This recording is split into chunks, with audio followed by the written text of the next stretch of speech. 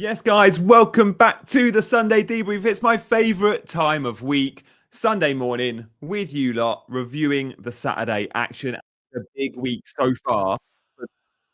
What one free hit. We had big returns from popular players like Foden and Igor Thiago. But for those that are on triple captain Haaland, ouch. When Man City score 3, you expect something from the big man. Blank, blankety blank. Dango unchanged. Another big headline from that Brentford game. So look, we're going to go through all of the games. Stay with us. If you're watching on catch up and you want to just look at the analysis from one of the 5 games, you're interested in Spurs Fulham for some reason, you can skip to Spurs Fulham. That'll be at the end. But if you're watching live, thank you to everyone in the chat and thank you to everyone on catch up as well. Let's just have a shout out to a few of you. Where are you in the world? Where are you watching from? Hit us up with some cities and some countries. Good morning to Paul, who's in South Africa. Is Foden a good option? We'll get to Man City early on. We're going to start with Man City. Just watch the highlights from yesterday. There's some banger goals. There absolutely was. Feeling for triple captainers. Haaland 100 is haunting him. Remember, he needs one more goal to get to his 100 in the Premier League. Hello from Serbia. There we go. Straight in, nice and early. Bracknell in Berkshire. Hello from Mauritius and Perth from Australia. There we go. We can go from Berkshire to Mauritius to Perth to Adelaide. The Aussies are in.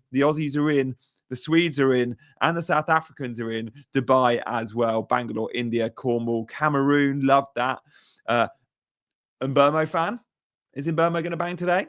Oslo. All over the country, all over the world, I should say. Jason Kenny, not Slovenia today, but Manchester.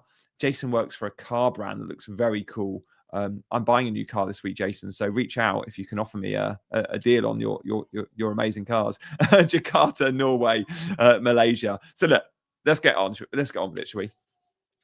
Up to 811k rank, absolutely flying so far. Well played, mate. There's some big green arrows. Let us know if you want a green or a red. So look, let's start with the action from yesterday. There was only 5 games, but some huge FPL interest. Brentford Burnley for free hitters was massive, as was City Leeds. But Bournemouth, a lot of us have got Senesi and Semenyo still. Remember, Senesi picked up a yellow card. He's suspended for game week 14. Do we keep him? Do we not? Newcastle massively caught the eye and are now top of the fixture ticker. So those first 4 games are massive for FPL. So look, we're going to review them one by one. Jason's cars aren't in the UK yet. Oh, well, I have to wait a couple of years. Guys, if you fancy hitting those buttons nice and early, it massively boosts the algorithm if you hit the like button. So thank you. And if you're subscribing or want to subscribe, then I would love that too. So do hit that subscribe button if you can. Right.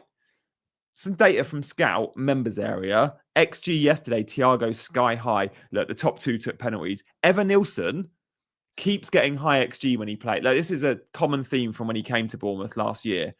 Evan Nilsson's poor conversion. Just note that.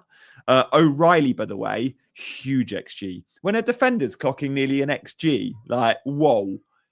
O'Reilly is someone I want to buy for my actual team. I had him on free hit. I want him in my team. O'Reilly, huge goal threat for Man City now. As a fullback, great value. Still quite cheap as well. He will be going up in price again very soon, I expect. Expected assists. Doku owners a bit unlucky, 0.68. And Chukwueze, he's a baller. We saw it at Villarreal. We saw it at glimpses at Milan. If he becomes nailed in the Fulham team, he becomes interesting. Semenyo as well, close to points. We'll talk about Semenyo later. XG underachievers. If you own these players, you're unlucky. Collins was a popular pick on free hit. He missed 2 big chances. That first header, I thought he should have scored. And then Kolo Muani as well. Some went for, some punted on. Big chances created. Doku, Lewis Hall, the Newcastle fullbacks are back. We're going to talk about them later. Livramento and Hall both started. That was massive for Newcastle. Elanga as well played very well, but isn't nailed. Defcon, Collins on 22. Wow, huge. And then the Fulham guys doing well. Anderson as well, always does well. So guys, that's some headlines from the Scout members area. The fixture ticker, I've just gone for the next 4 weeks. We're going to get a ton of transfers in 16 and we'll use some in 17. So I just thought, let's look short term. Man United, Newcastle, Bournemouth, Liverpool, City, Arsenal, Forest are the top 7 is that. Right at the bottom of the ticker though, Everton, Sunderland, Wolves and Brentford. Igor Thiago, is he a buy or is he a wait for a couple of weeks? He goes to Arsenal and Spurs in the next 2. Game week 16, though, Leeds at home for Igor Thiago. I think we're all going to want him in our teams for 16 and 17, Leeds and Wolves. Igor Thiago, if we're buying him in 16, 17, who are we selling? Is it Mateta? Well, in 16, Mateta plays Man City. Could be a nice switch. Could be a nice switch. So, guys, let's go game by game, shall we? Where do you want to start? Hit us up with a team where you want to start, and we'll keep the chat on for that game. As you're doing that, I'm just going to have a quick swig. Morning free hit, and I went Doku over Foden. I know, Freddie, I thought of you. Want to start with City?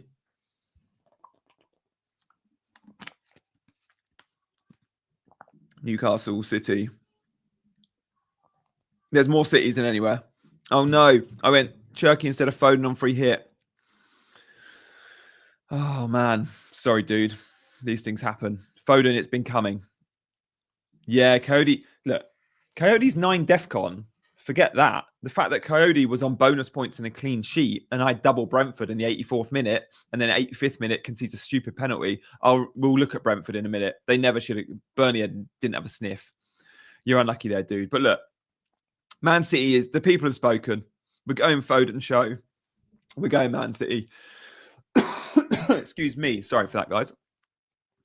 3-2. What a football match. I really thought Leeds might hang on. Leeds were looking really good in the second half. Like, it looked like it wasn't even going to be a hanging on job. It was like, oh, Leeds are going to get a winner here. Calvert-Lewin comes on and changed the game. Look at the shot map from Leeds in the first half. They went in at half time without pretty much without a sniff. They come out second half, big chance, 2 goals. Fair play. And City were seemingly in complete control, but it was a proper stereotypical game of 2 halves. And it really was. So look, Man City, are they vulnerable defensively? They're vulnerable to conceding big chances. They don't concede many chances ever, Man City. As you see, the ones they concede, though, because they commit them forward, is often big chances. And that's what happens when you leave yourself 4-on-4 or 3-on-3. The opposition have a real chance of creating a big chance. And Pep is very happy creating overloads in attack, therefore leaving his defence probably 1 man shorter than the average team. So when teams are on transition against Man City, they have a real chance of creating a big chance, right? Because it's 3-on-3 or 4-on-4. Often, if they're playing another top team, that's not possible. It's like, oh, I'm on transition and it's 3 versus 5 or 4 versus 5. And straight away, your chances of creating a big opportunity are lower. So Man City, they are vulnerable to conceding big chances. And we saw it yesterday. 2 big chances led to 2 goals. Now, that's not always the case. 5 minutes late, no worries. You can go back and rewatch. O'Reilly and Foden transfer in. Are they minutes risk? No, they're both completely first choice, guys. Look at the starts. Foden started 9 and 9 now, and O'Reilly's 8 and 9 or something? Both unbelievable assets right now. We'll look at the Man City fixtures. They play Fulham away next, then it's Sunderland at home, then it's Palace away, and then it's West Ham at home. That's a really nice front run of 4 to jump on a Foden. It really is. Or an Nico O'Reilly. There'll be a lot of Senesi sellers this week. The shot map, 18 shots to 9. High XG to Man City, 2.78. Although, look, Man City conceding 2 XG maybe turns you off an O'Reilly. Are you going to get clean sheets? I don't know. I think you probably will. I think they'll have more control quite often than games like this. But let's see. Doku played well, didn't get the points. Reinders played, which meant Cherky didn't. And it was always going to be Reinders or Cherky. Now, this might sound weird because Cherky plays on the right, Reinders plays in the middle. But what happens is if Cherky plays, he plays on the right and Bernardo Silva plays central. Or Reinders comes in and Bernardo Silva plays on the right. And that's what happened yesterday. Foden drifted right and Haaland came short a lot to get on the ball. But Nico O'Reilly and Mateus Nunes don't have the sexiest average position map there for fullbacks. But in reality, they still got forward higher than the vast majority of fullbacks in the league. And Nunes got an assist and O'Reilly got an assist. And at set pieces, O'Reilly really is a beast for Man City. Donnarumma penalty save. Yeah, lucky 5 points. Yeah, good penalty save there for Donna. So look, what do we think of Man City? Are we buying an O'Reilly or a Foden? Let us know in the chat. Any comments on Man City, get them in. If the comments are on other games, wait till that game. Morning G, I've had Foden a while, might be selling Foden for a 1-week punt on Chelsea midfield, then buying back on wildcard. If you've got the luxury of wildcard, fair, but I like him for Fulham away, dude. look at how deep Leeds were. They went with the pace, right? They went with Dan James, speedster. They went with Nonto, speedster, and it almost worked for them. I feel for Leeds because they keep conceding these late goals. Like against Villa, they were good, lost the game. Against City, they were good, lost the game. It's Chelsea and Liverpool up next. Welcome to the Premier League. We're not buying Leeds assets though, but let's just look at the extras. Whoever plays in that DM position for City, whether it's Rodri or Nico Gonzalez, has a real chance of DEFCON. But other than that, no one really DEFCONs at City. At half time of this football match, the only player with a single defensive contribution for Man City at the back from all four defenders was Gvardiol on one. The other back three, after 45 minutes, didn't even have a single defensive action. And this is why. Look at the XG plot. Take it up to 45 minutes. Just go halfway in. They had the ball the whole time. Leeds didn't have a chance, pretty much. So the defenders aren't tested. And that's what happens when you play City.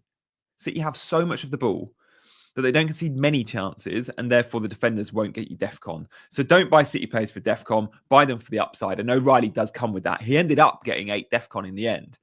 And again, really close to bonus there. He was on 20. Like if City don't, if Calvert-Lewin doesn't come on at half time and Leeds don't score and City win to 0, O'Reilly's going to finish on 2 bonus.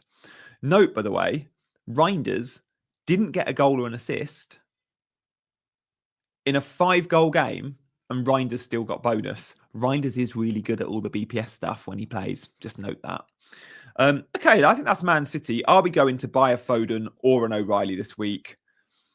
Senesi to O'Reilly is going to be popular. I think it's a really good move for many. I don't think it will be for me, but I think it's a move for many. I do look at my team and go, can I get Foden in? But then do I really want to be selling a Semenyo? I don't think I do want to sell a Semenyo. We'll talk about Bournemouth in a minute, guys, but Semenyo was really good. Triple captain in the mud. Sorry if you went there, guys. It's unfortunate. So look, we're going to move on from Man City and we're going to go to, where do you want to go next? Come on, let us know. We're going game by game.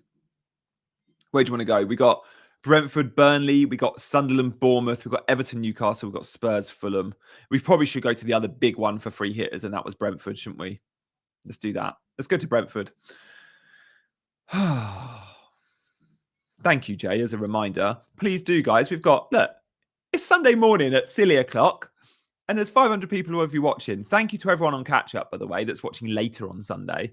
But if you are watching live and you're not subscribed, please do consider hitting that button. It genuinely would mean a lot. Makes these streams so worthwhile. It's my favorite content of the week. You guys know that. I love the Sunday debrief. I love doing it. It's an exercise I go through anyway. I watch Match of the Day. I watch loads of the games live. And then I want to go and look at the extra stuff, the visual stuff. And if you like that visual stuff, I subscribe to Between the Posts, by the way, so I can share all that with you. Hopefully, I'm just going to do a new poll. Let's do a poll. Right. Just done a poll. Get voting if you can, guys, and consider hitting those buttons. So thank you. Right. Brentford and Burnley. Guys, best FPL content of the week. Thank you, mate. Love this show. Oh, that's very kind of you to say, guys. Subs. Oh, nice. We're going to talk captaincy at the end of the show. And we'll talk Watkins in a minute as well. We'll look forward to the end of the games. The game's coming up. But first, let's talk Brentford and Burnley. Well played on Dango. I'm so happy. Part of the reason why Jay went Dango was because of the average position maps he sees on this show. And Dango over Sharda was something I flagged on average position alone. I did feel like the minutes was a risk for Sharda and for Dango, and ironically, it was Sharda that went off early, not Dango. But fair play for all those that went Dango. But look, can we just have a moment of silence for me, who went double Brentford defence? Because in the 84th minute, I was on for not only 2 clean sheets, but both defenders, Vandenberg and Coyote, were both on bonus points too. So most free hitters had Kelleher and Sharda. They got 9 points. I ended up getting... Sorry, they would have got 9 points if it was a clean sheet. If it was a clean sheet for me, I would have got 15, 16 points. Instead, I got 4. That is a big swing. I got 4 points, and with 6 minutes to go, I was on 16 from those 2 Brentford players. And everyone said, why would you go double Brentford defence? This is why. I was unfortunate because it was a silly penalty to concede by Coyote, but Burnley, away from home, even at home, they don't create much. And Brentford at home are so good. So sure, Brentford aren't conceding. But they're not conceding XGC, expected goals conceded. They're really good for expected goals conceded. They're like 4th or 5th in the league, but they keep conceding silly goals. And that was it. So look, if you had Collins, you're also unlucky. Because Collins got 2 big chances. 2 of these headers were Collins. But yeah, maybe I get me back with Isak pick. We'll talk about that later. If you haven't seen the team I went with on free hit, wait to the end of the show. You're going to be surprised by a couple of my punts that I've got playing on Sunday.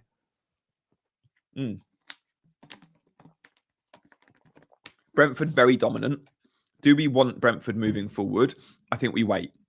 As I mentioned earlier, it's Arsenal away, Spurs away. But come game week 16, we are there for Leeds and Wolves.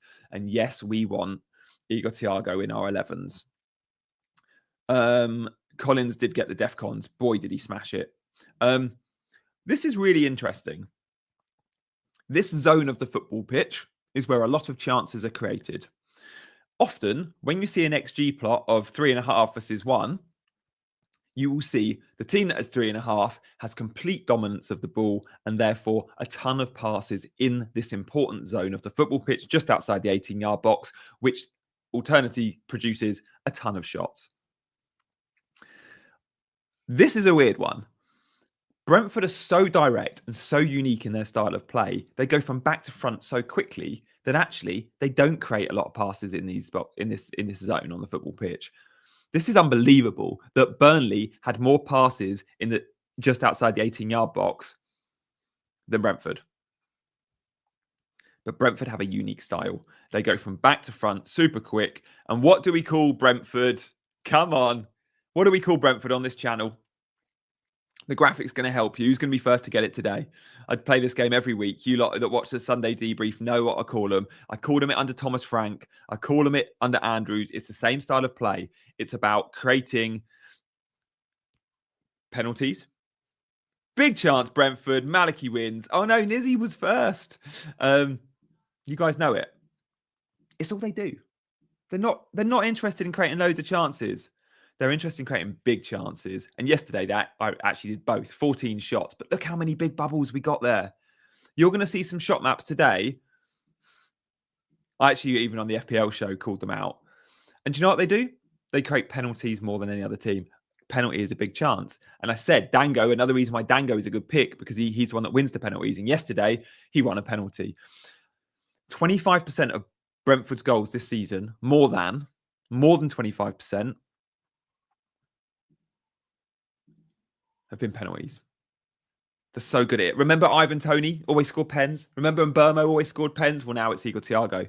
They just do it. So fair play. Fair play. Thiago's a Visarigan and Dango's becoming an Mbermo. Exactly. Absolutely that. And when you look at the average position map, look, Dango is playing in the Mbermo role. Cody was super high. I'm glad I went there. It just didn't work out. Brentford do eat pens, but we have to note that. Brentford are neat and tidy. And against lower opposition, they'll dominate them. And especially at home, I really fancy them in 16 versus Leeds. Honestly, 16 versus Leeds, Igor Thiago is genuinely a captaincy option. Not many will go there, but Haaland goes away to Palace. Most will go their Arsenal player versus Wolves or their Man United player versus Bournemouth. But genuinely, Igor Thiago versus Leeds, I'd be surprised if he doesn't score like in 16. So just note that. No one's buying Burnley players. Bonus, by the way, Dango gets the 2. Defcon, Collins beasted it. Coyote so close. I was hoping he'd go up overnight. Sometimes you see changes. It didn't happen. Vandenberg 8. And Hendo getting the assists and the Defcon. Florentino, always Defcons for Burnley. Without fail, he's one of the best, if not the best in the league from like defensive mid at Defcon. But you're not buying him anyway. So look, that's Brentford. We're waiting until 16 and then we go in Thiago. And look, some might consider 1 or 2 others as well. Hopefully, many of you owned it. A Thiago captain, I got 2 million rank up in my mini league. Exactly. Thiago captain in 16. Genuinely, guys. You can go Saka, you can go Bruno and Burmo, but trust me, Igor Thiago is an option. I don't think many are going to go Haaland versus Palace away in 16. Will we be going Haaland captain in game week 14? Let's talk about that at the end of the show. I'm still on the fence, I think. All right, let's move on to Everton versus Newcastle. I'm not going to lie, I didn't see this one coming. If you had asked me for a score prediction before the game, I probably would have said a 1-1 or a 1-0 win Everton. Like, Newcastle don't really score goals on the road. They scored 4 yesterday. By the way, some amazing goals. What was your favourite goal in this football match?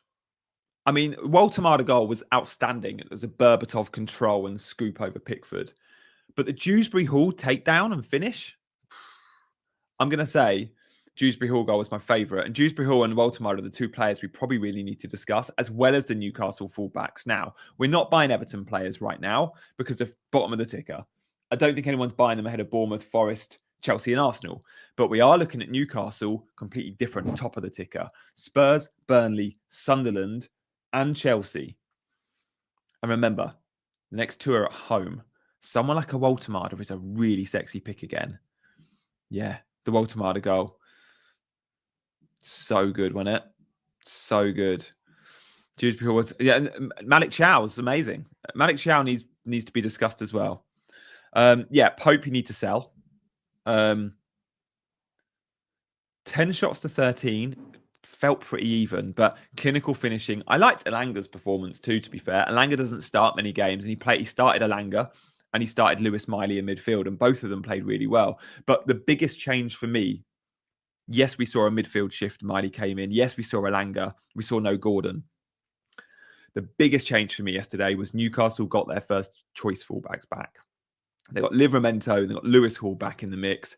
And when you've got 2 fullbacks that are very comfortable on the ball, 2 fullbacks that are very good in attack and defence, it's a big upgrade on having to play Dan Burn at left back. And even Trippier's been good in years gone by, but Livramento is a big upgrade on Trippier and open play for me.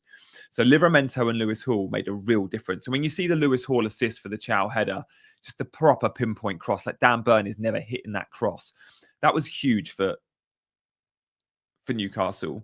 And both fullbacks are affordable enough around the 5 million mark. So is Malik Chow, he's 4.9. And you've got a real dilemma if you're buying a Newcastle defender, which one you go for. Malik Chow's not going to go score 2 goals every week. He also doesn't do that well in DEFCON. He does all right, but he's not going to get DEFCON much. I wonder if the open play threat of a Lewis Hall is worth it. Livramento doesn't actually get many assists. He should do. Livramento, I would probably say Lewis Hall is my probably preferred pick. I mean, possibly Malik Chow. I'm just going to look at Malik Chow's DEFCON, right? So the last few weeks, to be fair, he hit 6 yesterday. Before that, he did get a 10 and a 15. So he is, I take that back. He is good at DEFCON. Lewis Hall is 5.2 million. But he does well in the BPS. He has the assist threat. Spurs and Burnley at home. Honestly, Newcastle defence is a real tempter right now. Man City defence is a tempter. Nico O'Reilly. Maybe many more will go Nico O'Reilly over a Newcastle defender because they'll be split on which defender. Do you go Chow or Hall? I still don't know the answer to that, but I'll definitely look at both. Is Burn the best because he plays left back as well? He won't play left back much, mate. Not now Lewis Hall's back. Yeah, Chow. Yeah, I retract the Chow DEFCON because yesterday he got a 6, but I just looked at the last few weeks and he does do well. I stand corrected. Good point. I don't know how. It seems like this season we're holding on to Anderson, Snessy's arse defenders, forming defenders, leaving one spot open and mostly look at DEFCON defenders. Yeah. Don't know how. Yeah. Barnes punt. Yeah, although with Gordon, the problem is with Barnes. If Gordon's in the 11, does Barnes get a start? He could play Barnes on the right, but when Murphy and Elanga are playing well, it's going to be one of those 2 on the right. So I think Barnes is an avoid, even though it is. Is this week worth free hitting? Possibly, if you've still got it. I might do a free hit draft in the week. Good morning, guys. Thank you for joining if you're watching live. So look, Walter is going to be hard to buy because many have got Mateta, Haaland in a dead spot. And if you've got Mateta, Haaland in a dead spot, you're probably thinking of moving Mateta to Igor Thiago sooner than Walter. So are you buying a wide man or a defender from Newcastle? Possibly. Thank you, Jay, for all the reminders. Have to do that. Sorry if I bang on about it, guys, but I would love you to hit that subscribe button this morning. And we got to 36k yesterday, which was amazing. So thank you to anyone that has subscribed recently. And yeah, the likes just helps the algorithm. All right, let's look at some other stuff from this game because Everton, Dewsbury Hall, look at that average position. Tierno Barry, by the way, thought he'd scored his first goal for Everton. They were losing by like, what was it, 2-0, 3-0? And he got his goal and big celebrations. He was over the moon. He needs a goal and then it was ruled out. But Barry's getting closer and closer. And importantly, Barry is getting the minutes over Beto now. He is clearly the first choice striker. But Dewsbury Hall, the headline. When Ndai goes to AFCON, will they struggle a bit? I don't think so. Dibbling will get some starts. Might be one for your draft teams. But yeah, Everton weren't great yesterday and they've not got good fixtures, so we're probably not buying them.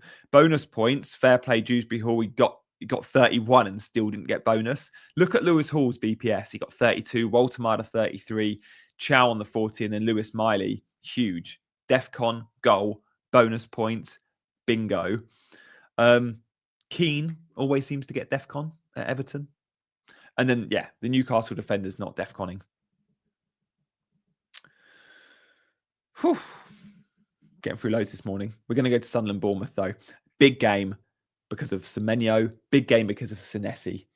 Senesi picked up the fifth yellow card, though, which is really annoying because who do Bournemouth play next? Everton at home. You're definitely starting a Senesi in that one, aren't you? Bit annoying. So, yeah. No Senesi for 14, but at least you don't have to worry about the suspension now for 15, 16, 17. Even football match. Sunderland, brilliant. As always, Xhaka probably the best player on the park again. So good. And an even football match. But I don't look at this and think, I want to trade Semenyo in. Semenyo should have had an assist for what was a beautiful left foot cross early in the game. You see that big chance right in the centre of the goal for Bournemouth, 5 yards out. That was Evan Nilsson, who somehow, did he hit the post or just miss? Fluffed his lines. Semenyo put it on a plate. Semenyo also very nearly scored, or it would have been an assist. I don't think it was going in. But Semenyo was lively. Semenyo on another day gets a double-digit haul. So when I look at Semenyo's fixtures and I see Everton, Chelsea, Man United, Burnley, don't really want to sell him. But he is a route to a Bruno Fernandes or an Mbeumo. Probably a Bruno. You're not buying an Mbeumo now. He is a route to Saka. And he's a route to Foden. Now, you might have one or two of those players, but you might want another one. I want Foden. I want Bruno. I did. I also want Semenyo versus Everton at home. Let's see. It was a great game. Mackham's happy. I think Senesi's a sell. They really only have Burnley. Yeah, and that's the problem with Senesi.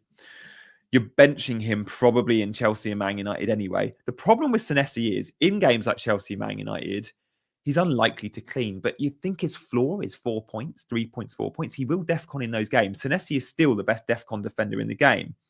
So when I look at Senesi, I don't necessarily see him as someone I want to sell. It depends, I think, what you paid for him. If you've paid 4.95 million for Senesi, you might want to get him out. If you've paid 4.5, he can be your fourth defender, not your third. So for me, I think I paid 4.6. I think I'll probably hide him on the bench. I don't think he is a sell for me, but I understand why Senesi might be a sell for you guys. Depends what you paid for him. It depends if you've got the squad to cope with those benchings in those weeks. I think I have. Small chances for Sunderland, other than one big one. But look at Semenyo. Let's go back to Bournemouth. He is Bournemouth's best player, and I think he is going to get some points soon. If Senesi's your fifth defender, yeah, no need to sell him. Senesi to Chow will be a very good upgrade, short term and probably long term. I think I'm selling. I've got Kilman, so he's my sell. My team selection, by the way, will be out first thing Monday morning. I'm still not sure if I'm making a defender transfer or a midfielder transfer, but I'm definitely doing one. Could I be aggressive on a -4? Dunno. I don't think we're buying Bournemouth players. Other than do we hold Senesi and Semenyo is the question. And I think for me, yes, but for you, it might be a sell on Senesi, depending on your benches. Sunderland all down the right-hand side, aren't they? It's like such a lopsided. Mukiele is always involved. Traore is always involved when he plays. Good goal from Traore at the near post, but Xhaka was the main man and the best player. Again, though, we're not buying Sunderland players when they're bottom of the ticker like this. You're holding them if you've got them. Mukiele, I'm always happy with. I must admit, Mukiele at right back, I don't love. He doesn't get the DEFCON. He comes close still because he's an all-action hero. 8 DEFCON for Mukiele. When Mukiele plays centre-back, he always gets it. He always gets DEFCON, but not when he plays right back. Lefay with the penalty. That was their only big chance. And Brobby, by the way, keeps coming on and scoring goals. Fair play. Sold Senesi after a week on wildcard for O'Reilly. Fair play. Probably an upgrade. So look, that's where we're at. We're not buying Sunderland or Bournemouth necessarily, but I do think you keep Bournemouth if you can. Whew, should we get to Spurs Fulham? I think we should. Fulham are in white, so you can't really see it. But Fulham actually only created 0.51 XG. 2 goals from it, but Spurs are rubbish. Yeah, do share this video for any FPL fans out there. It's the football show, isn't it? With an FPL influence, which I like, which is why it's my favourite stream of the week. Spurs are just rubbish. Sorry to say, guys. I know we've got Spurs fans in the chat. Yeah, anyone on Van der Ven still? Spurs are just poor. They played Moani yesterday and Richarlison. Didn't really work. Kudus is their best player. Kudus down the right-hand side. He doesn't get to AFCON, Kudus. Ghana didn't qualify. So both Semenyo and Kudus, remember, both Ghanaian.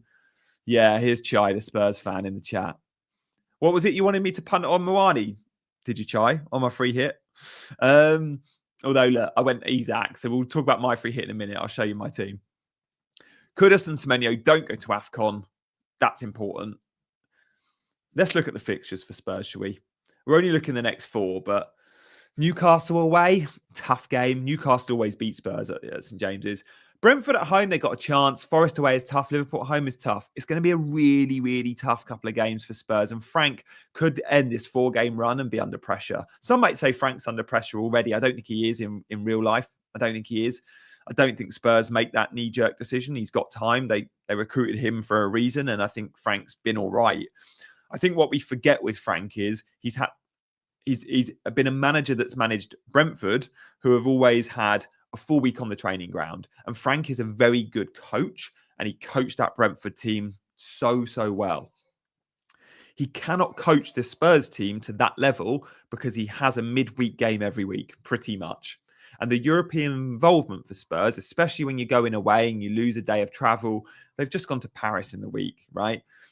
We keep seeing this with teams like Spurs when they do qualify for Champions League. You could say similar for Newcastle at times, maybe even Chelsea. The European involvement, especially when it's Champions League European involvement, they can't rotate. When they're playing in the Conference League, they can rotate on Thursday nights, but you're going to see the midweek games catch up with them. And you're going to massively see the effect of not the extra day or 2 training. And Frank needs that. Give him time. I think he comes good. I think Chai's a fan. Let us know, Chai. Spurs fan, obviously. Gianni, please help me understand this rule. When we free hit, yeah, if you made a transfer and then free hit, that transfer is wiped out. Just like if you took an 8-point hit and then free hit, the 8-point hit is wiped out. Hope Gianni will reply. Oh no, what do I need to reply to? Sorry, can't see it. I want Walter against this lot. Yeah. By the way, Fulham, they weren't great either.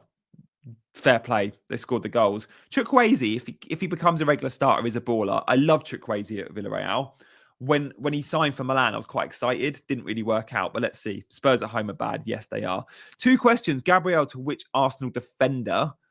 Oh, probably Timber. And then take a hit for Senesi out. I don't think I would be taking a hit for Senesi out. I think Senesi's still going to get... Oh, I did reply. Great. I think Senesi's still going to get good points. I know Bournemouth are conceding loads, but he is great for DEFCON. As I said earlier, it depends what you paid for Senesi. Wilson, so good for Wales, really. I'm sick of bouncing manager. 13 games is exactly. It's silly to be talking about it, really. Any news on Thiago injury? I don't think it's feared that bad, but let's see.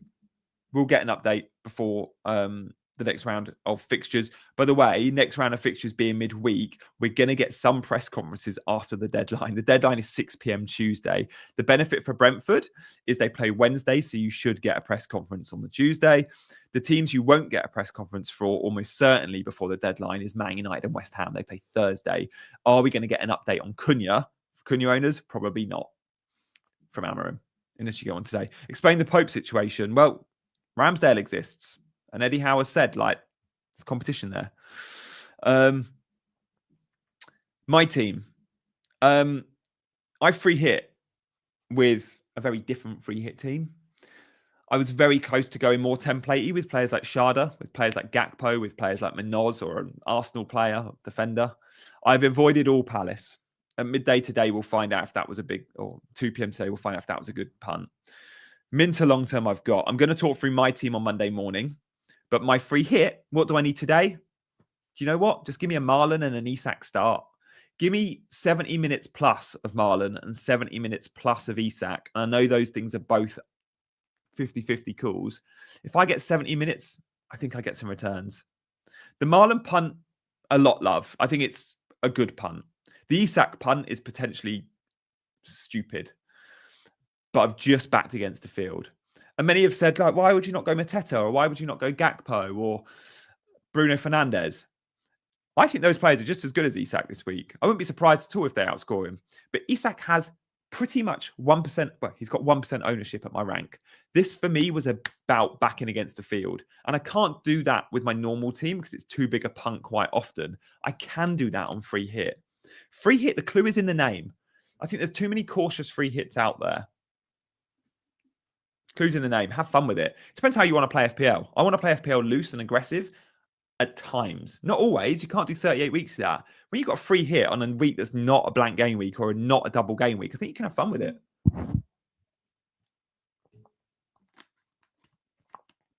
Vandenberg and Coyote, people told me I was stupid for going double Brentford defence. Maybe I was because it didn't work out. 4 points. With 84 minutes on the clock, those two were on for a combined 15 to 16 pointer. They were both on for bonus. They were both on for clean sheets. And Coyote was one off DEFCON. They concede the penalty with a stupid error. And Gianni goes from 16 points to 4. It just happens. That's FPL, right? But do I like the process and the decision? Yeah. Double Brentford against a very shot-shy Burnley was a perfectly good call. Didn't work out. Marlon was a perfectly good call. Let's see if it works out. And Isak wasn't a good call, I don't think. I think it was probably a bit risky. I think it was probably a bit loose and a bit aggressive. But am I happy with the decision to go there? I'm going to say yes, regardless of the outcome, but let's see. Can't wait for today's football. Guys, thank you so much for watching the Sunday debrief. I will be back first thing Monday morning, 6 a.m. My team selection will drop nice and early ahead of the Tuesday deadline. I'll be doing a Tuesday video as well. And of course, we'll be dropping I'll do a free hit and wildcard video Tuesday morning, and I'll be dropping a deadline stream on Tuesday as well. So loads to look forward to. Guys, thank you as always for the love. I will see you 6 a.m. Monday morning for my team selection. Go well this game week. Big day of football ahead. Thanks for watching. Thank you to everyone in the chat, and I'll see you next Sunday on the Sunday debrief as well.